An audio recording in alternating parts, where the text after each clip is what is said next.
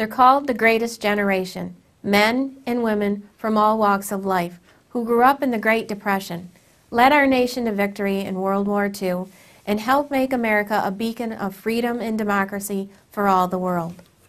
And do they have some stories to tell? I'm pleased to be partnering with the New York State Military Museum and Veterans Research Center to preserve the words and memories of many of our World War II veterans. These stories will be entered into the state's archives, where they will be accessible to researchers, academics, and future generations. Our veterans have given so much to help build a brighter future for all Americans. This tribute is just one small way of saying thank you. And where did you go for your basic training? I went to Camp Fanning, Texas for my basic training. When I went there, it was a branch and material replacement training. Because when I enlisted to go into engineers. That's what I was supposed to go in. But I went in the hospital today. My name came out on the list to be shipped out to go to Fort Leonard Wood, Missouri with two of my buddies. And I went in the hospital with pneumonia. So I then didn't go there. And about a month later, I went to Camp Fanning, Texas, branch and material. And what were some of the things that you learned when you were, taking part in your basic training? Well, learned how to creep and crawl through rose bushes. Ooh. In Texas, it was where we were was Tyler, Kilgore, Gleewater, that area, and it's the rose capital of the world at that time. And where we went through fields with rose bushes, we learned to go through a field with live ammunition shooting over the top of us and around us. Every once in a while there would be some explosive go off. And I suppose that training wasn't easy. Well, it was.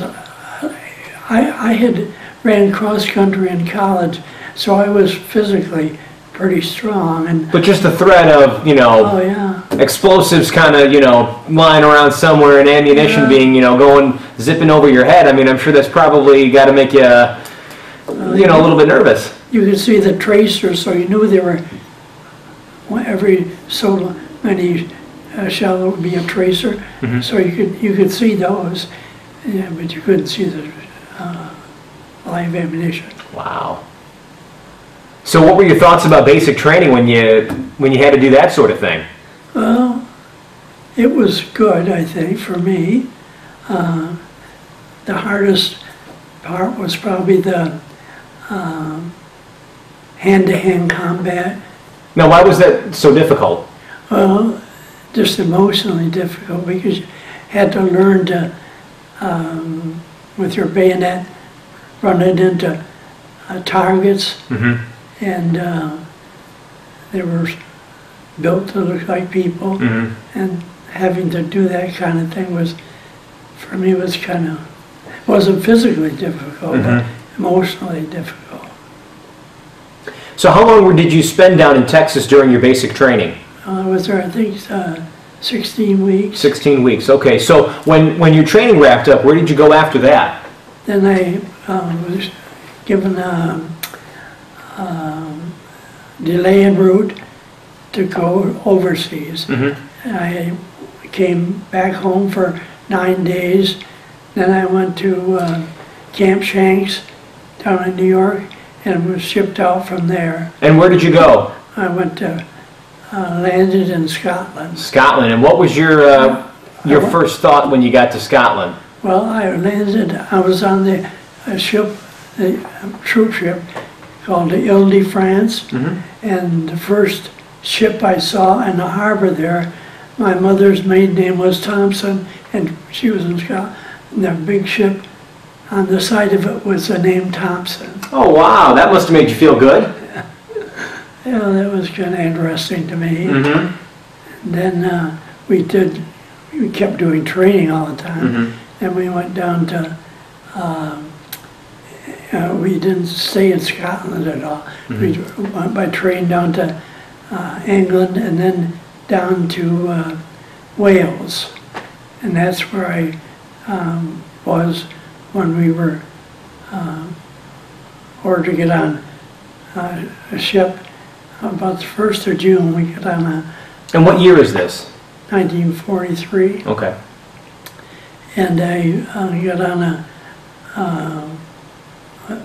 very large ship, not nearly as big as a troop carrier, but, and on the 1st of June, and I don't remember a lot of what went on from then until we started going across the British Channel, and we started out on this boat, big boat, and had to go down nets with full field pack and rifles and everything. We had to climb down this rope ladder net over the side and got on a landing craft infantry, and we got on that, and then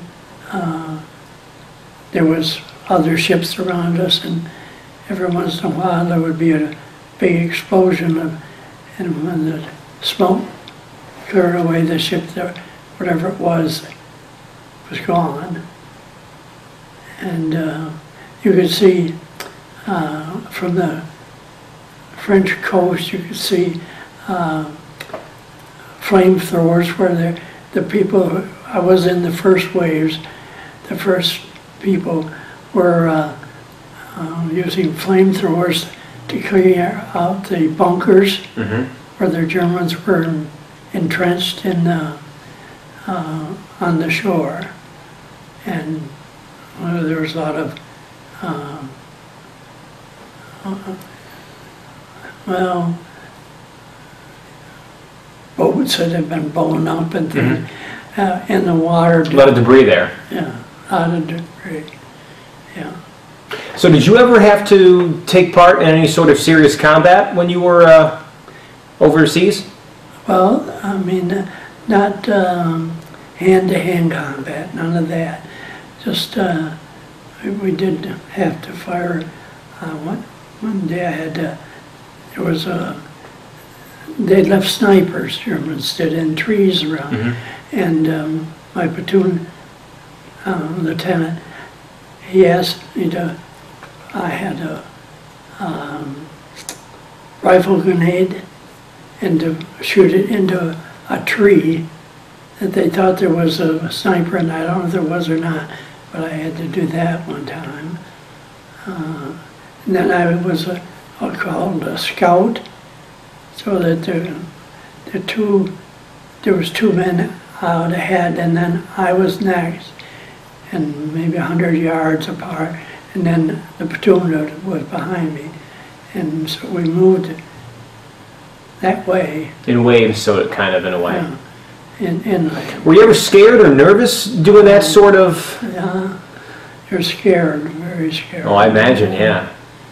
And there's a lot of anxiety about it. And, but well, as a youngster, I had learned a lot of Bible scriptures and things, and that's what really helped me through that time. I would remember those, and that would help me to get through those nerve-wracking experiences. Yeah. And the first, probably the most traumatic experience was seeing the first dead. And you see, that's pretty wrenching. Not easy to take. No, it's not. War is not fun. And you're not there to be a hero. You're there, you do what you have to do, and pray a lot. So now, did you spend your whole time over in Wales, or did you get a chance to go someplace else after that? No, I was This is not in Wales, this was in the French coast. Oh, that's right, I'm sorry. Yeah, this, I wasn't very long in Wales. I was at Swansea, Wales before I went, but when we started the invasion. So did you go anyplace else after the French coast there? I went to the hospital.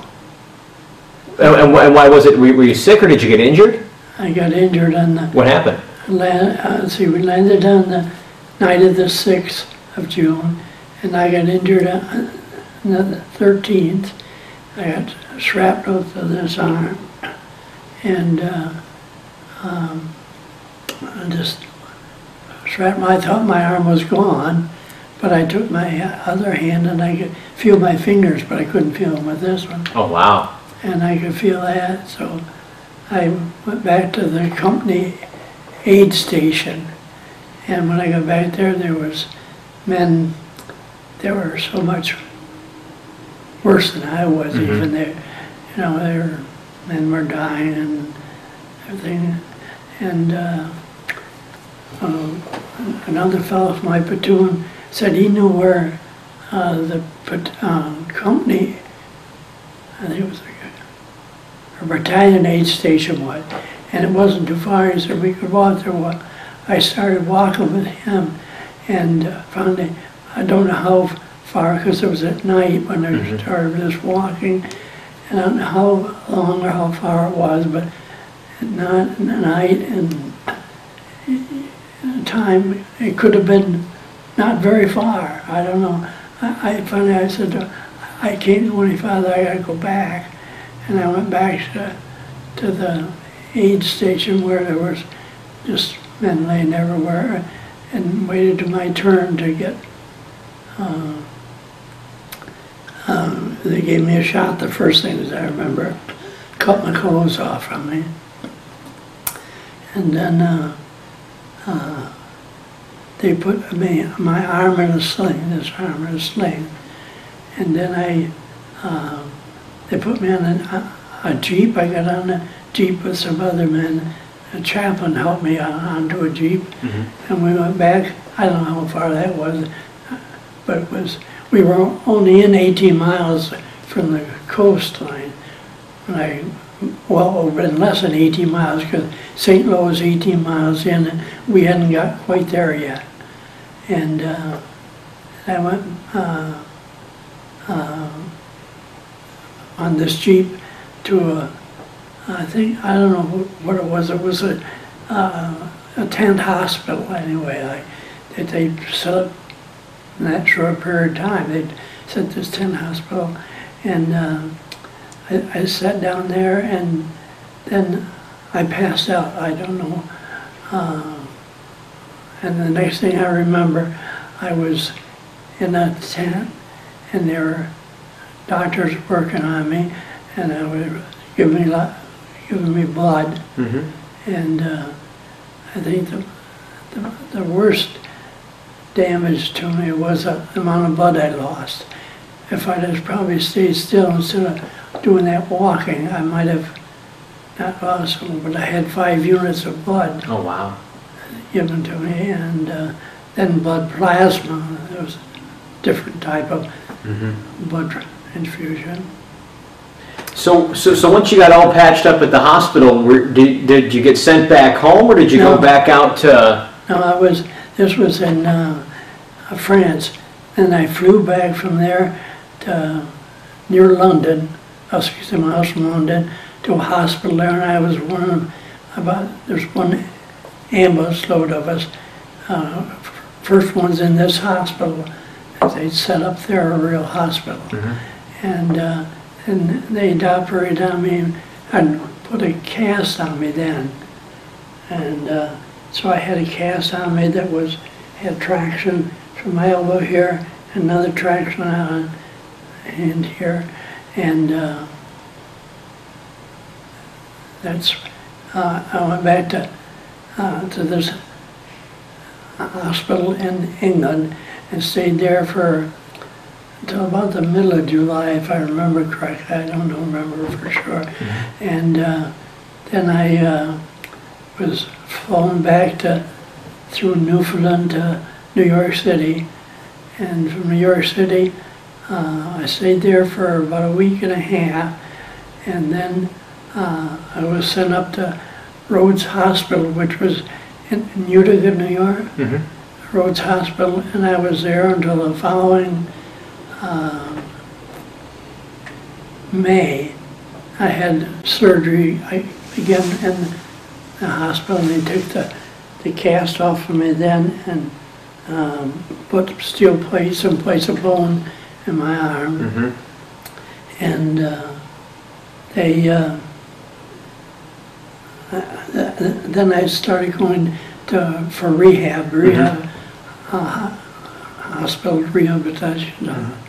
And I went to from Marcy, we went to Camp Entrance, Massachusetts, and we had some courses we had to take there to get back into civilian life.